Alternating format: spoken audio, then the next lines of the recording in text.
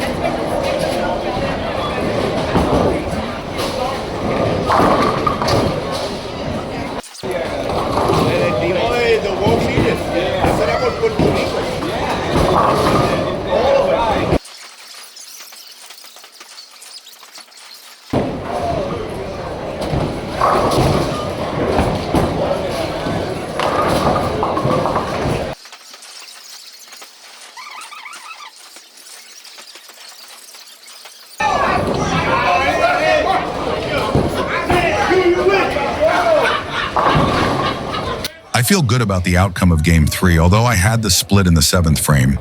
Overall, I feel like this was a good series with the exception of the 2 missed 10 pins. I'm going to have to devote some practice time to making single pin spares and hope that the results carry over to League. I still have plenty of time to get back on track by the end of the season, even if I'm slightly behind on any goals by the end of the first quarter. For anyone that has made it this far into the video, I appreciate you watching.